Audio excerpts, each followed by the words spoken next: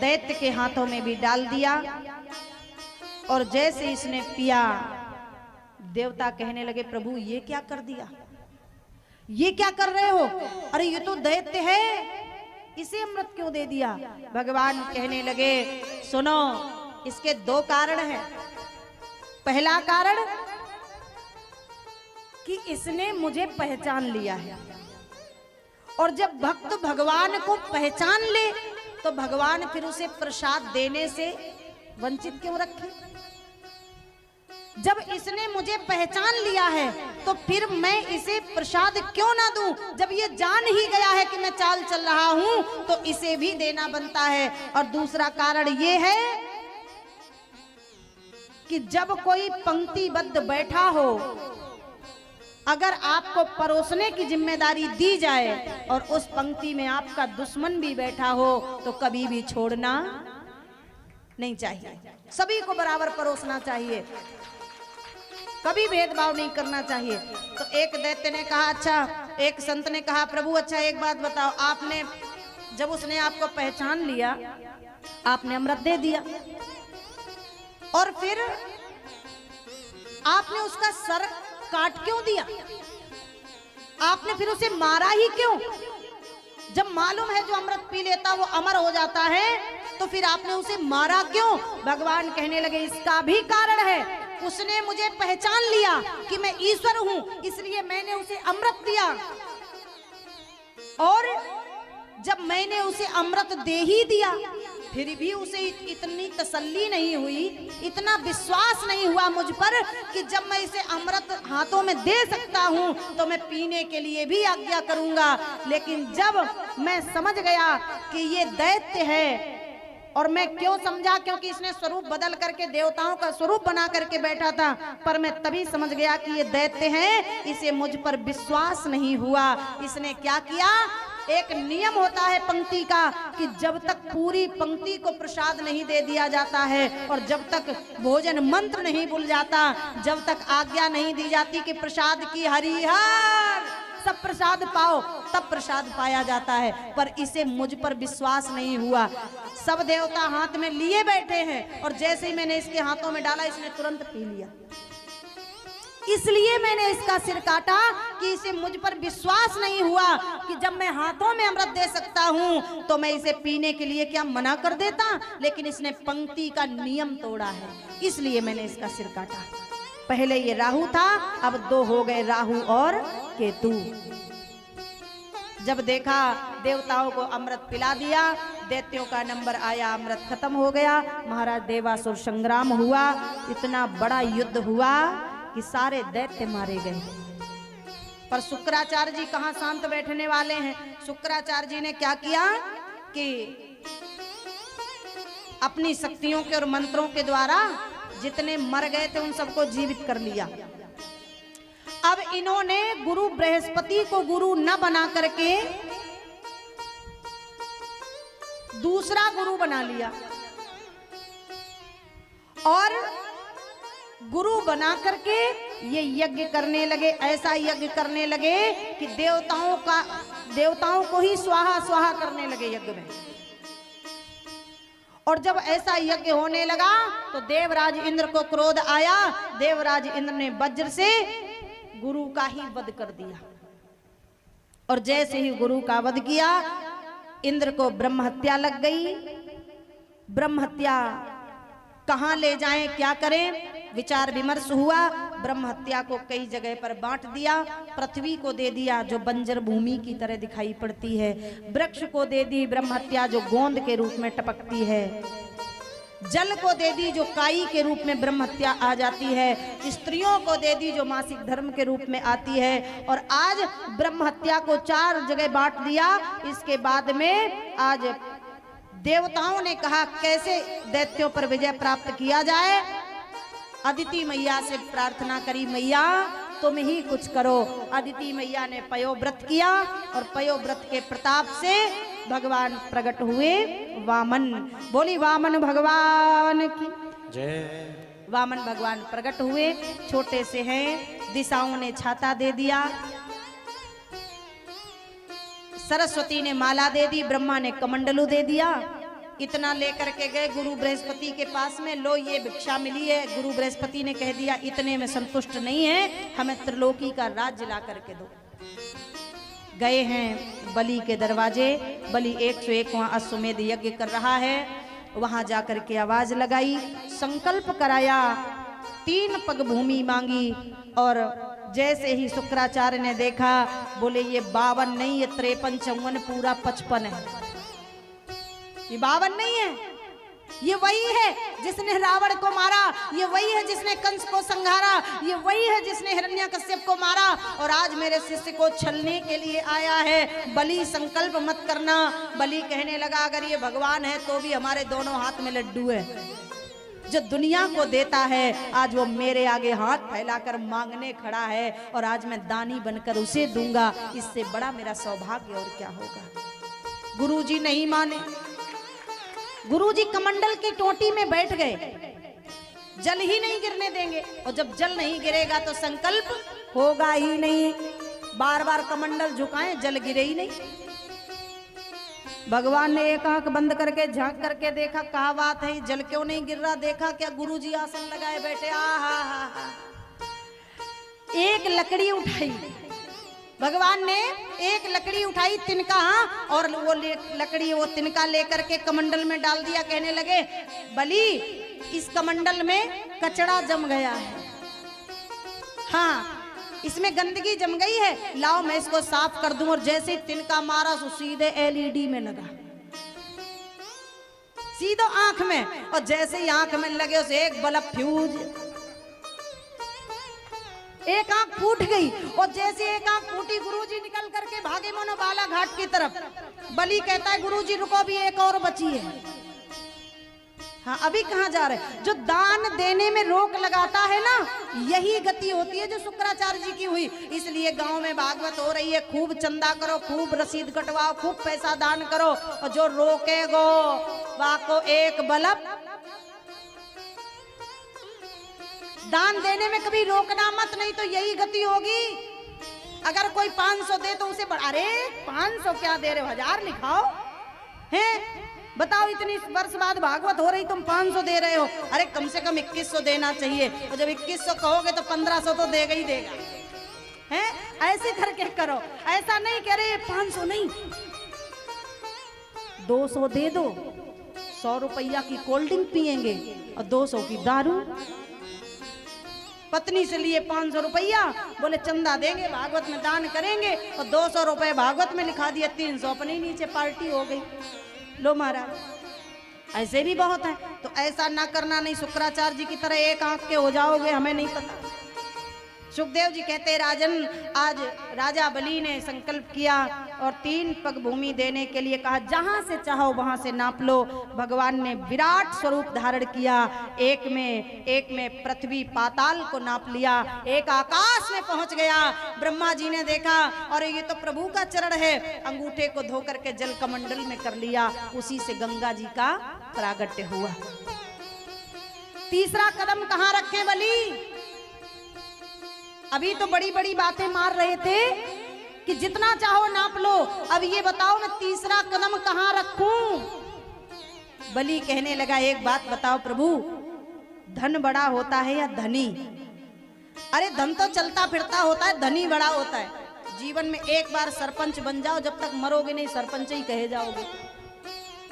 हाँ पदवी रहे ना रहे, पद रहे ना रहे, लेकिन पद बड़ा होता है। कहने लगे नाम, ये जो धन है ये तो चलता फिरता है, धनी बड़ा होता है। बलि हाथ जोड़कर चरणों में बैठ गया और कहने लगा प्रभु मुझे नाप लो, मैं बचा।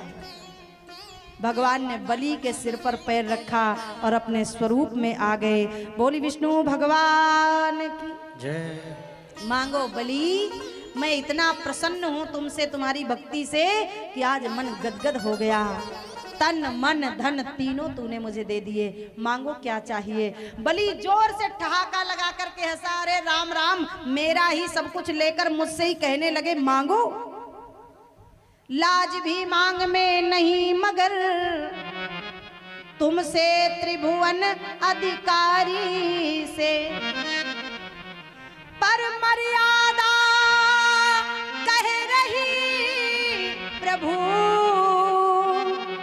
अरे क्या मांगू भीख भिखारी से, क्या मांगू भीख भिखारी से। तुम जैसे प्रभु से मांगने में कोई शर्म नहीं है, पर शर्म इस बात की आ रही है कि तुम जैसे भिखारी से क्या मांगे। भगवान ने सिर से हाथ मारा, ले ये हमें भिखारी बता रहा है? हमें भिखारी बता रहे हो? बलि कहने लगे भिखारी ना होते तो अभी कटोरा लेके काहे को खड़े थे, हैं? भिखारी तो हो। भगवान से कहने लगा हम नहीं मांगेंगे, हमें तो लज्जा आती है, तुमसे क्या मांगे, अपनी मर्जी से दे दो, तुम पे है ही क्या जो दोगे, क्या दे सकते हो दे दो। भगवान बोले जाओ मैं सुतल लोक का राज्य तुम्हें देता हूँ, और चलने लगे। उसी समय बलि ने कहा प्रभु रुको तो सही, अभी तो अपनी मर्जी से दिया, मेरी भी तो सुने जाओ। सुतल लोक का राज दिया है, 52 दरवाजे हैं महल के, जिस दरवाजे से मैं निकलूं मेरे परिवार का कोई सदस्य निकले वहां आपके दर्शन होने चाहिए। गए थे परीक्षा लेने, देनी पड़ गई। महाराज भगवान बन गए चौकीदार, कभी इस दरवाजे कभी उस दरवाजे कभी उस दरवाजे। बलि चारों तरफ जा रहा है, भगवान इधर दौड़ते उधर दौड़ते, चारों तरफ भागम भाग। भगवान तो आज थक गए। नारद जी पहुंचे, नारायण नारायण, जय हो प्रभु की बधाई हो, नौकरी लग गई आपकी। भगवान कहने लगे नारद तुमने देखा सो देखा, तुम किसी से कहना मत। नारद जी कहने लगे सबसे बड़ी गलतफहमी तो यही है कि हम कहें ना। जब तक एक बात हम 20 जगह बताएं ना, जब तक हमें चैन ही ना पड़े। भगवान कहने लगे तू दुनिया को बता देना पर मेरी देवी को मत बताना। नारद जी बोले सबसे पहले गुड न्यूज लक्ष्मी जी को ही मिलेगी, सबसे पहले। क्यों? अरे जिसके पति की नौकरी लगे भला उसे बधाई नहीं देंगे? सबसे पहले लक्ष्मी जी के पास। नारद जी ने उठाया बीड़ा, नारायण नारायण नारायण, बधाई हो देवी जी। लक्ष्मी जी कहने लगी नारद तुमने प्रभु को कहीं देखा है? अरे हाँ हाँ सुनो मैंने देखा है। कहाँ? नौकरी लग गई। नौकरी? हाँ। कहाँ? बोले राजा बलि के घर पे। ओहो हो, पर डिपार्टमेंट क्या है, काहे में नौकरी लगी ये तो बताओ। नारद कहने लगे नौकरी ऐसी लगी बुढ़ापे में कि पेंशन की कोई जुगाड़ ही नहीं है, चौकीदारी की नौकरी। लक्ष्मी जी बोली धत तेरे की, बुढ़ापा में मरने चले सो चौकीदारी में हैं? चौकीदारी की नौकरी? बोले हाँ। अरे कैसे मिलेंगे? भगवान बोले अब नहीं आएंगे, त्योहार पे आएंगे बोनस वोनस लेके, बढ़िया, अभी नहीं आएंगे। अरे कैसे मिलेंगे प्रभु ये तो बताओ। बोले भगवान तभी मिलेंगे जब तुम राजा बलि को अपने बंधन में बांध लो। रक्षा सूत्र दिया और कहा जाओ ये रक्षा सूत्र बलि की कलाई पर बांधना और बलि से कहना मेरा कोई भाई नहीं, तुम्हारी कोई बहन नहीं, आज से हम तुम भाई बहन हो गए, और राखी बांध देना। और जब वो कहे मांगो क्या चाहिए तो याद रखना जो सबसे मैला कुचैला होगा वही चौकीदार तुम्हारा पति है। का स्थिति इतनी गंभीर हो गई, कपड़े तो दूसरे हैं नहीं, जब से गए वही पहने। हाँ, सबसे गंदे जो वेशभूषा में होंगे वही प्रभु हैं, अपने पति को वहीं से छुड़ा करके लाओ। लक्ष्मी जी गई हैं, कलाई पर राखी बांधी। ओम ऐन बंदो बलि राजा दानवेंद्रो महाबला तेज त्वाम प्रतिबंधना रक्षेत माचलम चला। 3 गांठें लगाई, भैया आज से मैं तेरी बहन हो गई। हाँ बहन, आज से तू मेरी बहन हो गई। भगवान ने मेरी झोली भर दी। मांग तू क्या चाहिए, आज जो मांगेगी वही दे दूंगा। लक्ष्मी जी अब ढूंढ रही कहाँ है, मांगे तो जो दिखाई तो पड़े। नहीं पता चला नारद ने फंसा दिया वो झूठे ही चक्कर में। कहाँ है प्रभु? तब तक देखा नारद जी का जैसा बताया था नारद जी ने भगवान की वही स्थिति है। प्यारे भक्तों के चक्कर में पड़ करके आज मैले कुचैले वस्त्र हैं, चौकीदारी करते हुए हाथ में डंडा लिए हुए जा रहे हैं। और जैसे ही लक्ष्मी जी ने देखा सो भगवान को आई शर्म, सिर नीचे ला। अरे भगवान, अब तो पत्नी ने देख लिया, अब तो मान लो बात ही खराब हो गई। हम कहते बढ़िया सुपरवाइजर है, पता चला यहाँ देखो क्या कर रहे हैं। लाठी पीछे कर ली। लक्ष्मी जी ने आंखों आंखों में ही कहा ज्यादा होशियारी मत दिखाओ, हमने देख लिया क्या कारनामा कर रहे हो, ठीक है। हाँ, छुपाने की जरूरत नहीं है। और ऐसे ही परीक्षा लेते रहे ना भक्तों की, तो किसी दिन छुड़ाने नहीं आऊंगी, जिंदगी बीत जाएगी। हाँ, वो तो भलो है नारद को जो हमें बता दियो, तो मैं आ भी गई। भैया अगर देना चाहते हो तो हमें अपना चौकीदार दे दो। कौन सा चौकीदार मांगो बहन, कौन सा? बोले वो जो सामने खड़ा है ना, सिर नीचे लाठी पीछे, वही वाला। बलि ने देखा, आंखों में आंसू आ गए, बहन के चरण पकड़ लिए। बहन वो चौकीदार नहीं है, दूसरा कोई मांग लो। तुम त्रिलोकी का राज्य मांगो, तुम धन संपत्ति मांगो, तुम मेरे प्राण मांगो, हम दे देंगे बहन, पर उसे मत मांगो। वो चौकीदार नहीं, वो मेरे पिता हैं, वो जगत पिता हैं। लक्ष्मी जी गुस्से में बोली, अगर वो जगत पिता तो हम जगत की अम्मा हैं, हम लक्ष्मी हैं। और जैसे ही लक्ष्मी जी अपने स्वरूप में आई, आहा, बलि का जीवन धन्य हो गया। चरणों में गिर करके आज प्रणाम किया और कहने लगा, धन्य है मेरा जीवन, जिसकी बहन लक्ष्मी हो, जिसका बहनोई सृष्टि का पालन करता विष्णु हो, उसे और क्या चाहिए, क्या चाहिए। सुनो, ये जो रिश्तेदारी बनी है ना, इसे तोड़ना मत, निभाते रहना, निभाते रहना। आज प्रणाम किया और लक्ष्मी जी के साथ में भगवान को विदा किया। धन्य धन्य कह करके भगवान ने आज बलि को सम्मान किया। बोले लक्ष्मी नारायण भगवान जय। सुखदेव जी कहते, राजन, आगे श्री सुखदेव जी ने अम्बरीश चरित्र सुनाया है, मानधाता का चरित्र सुनाया है। अम्बरीश जी जो एकादशी व्रत करते हैं, एकादशी व्रत करने का पुण्य वो मिला कि कृत्या नाम की राक्षसी दुर्वासा जी ने पीछे लगा दी। भगवान के भक्त पर जब संकट आवे, जो एकादशी व्रत करता है, भगवान पग पग पर उस भक्त की रक्षा करते हैं। भगवान ने चक्र सुदर्शन छोड़ दिया रक्षा के लिए। कृत्या नाम की राक्षसी का वध करके दुर्वासा जी के पीछे पड़ गया चक्र। दुर्वासा जी हर जगह गए, किसी ने जब उन्हें जगह ना दी तो भक्त के चरण पकड़े, अम्बरीश के चरणों में गिर करके क्षमा मांगी, तब जा करके वो सुदर्शन वापस गया। बोली भक्त वत्सल भगवान की जय। इसलिए जीवन में कोई व्रत करो ना करो, पर एकादशी का व्रत अवश्य करना चाहिए व्यक्ति को। सुखदेव जी कहते, राजन, आगे महाराज त्रिशंकु महाराज हरिश्चंद्र के चरित्र को सुनाया है, इक्ष्वाकु वंश का वर्णन किया है, वृत्रासुर की स्तुति सुनाई है। वृत्रासुर नाम का एक बहुत बड़ा दैत्य हुआ, कैसे मरेगा? बोले दधीच की अस्थियों से जो वज्र बनेगा उसके द्वारा उसकी मुक्ति होगी, तब तक उसका वध नहीं होगा। ऐसे ऐसे हमारे आपकी भारत भूमि में संत हुए हैं जिन्होंने जन कल्याण के लिए, विश्व कल्याण के लिए जीते जी अपनी अस्थियां दान कर दी। बैठ गए अपने मस्तक में ब्रह्मरंध्र में श्वास अटका करके, और गाय ने चाट चाट करके पूरे शरीर के मांस को हटा दिया, और जो अस्थियां हैं वो दधीची ने अपनी दान कर दी। जिनसे सारंग बना, जिनसे पिनाक बना, जिससे वज्र बना, जो इंद्र लेकर के रहता है। वृत्तासुर का जो वध किया तो वृत्तासुर ने स्तुति गाई है, और ऐसी स्तुति वृत्तासुर ने गाई, ऐसी स्तुति करी कि बड़े बड़े योगी यति महात्मा संत नहीं कर पाए, ऐसी वृत्तासुर ने स्तुति करी।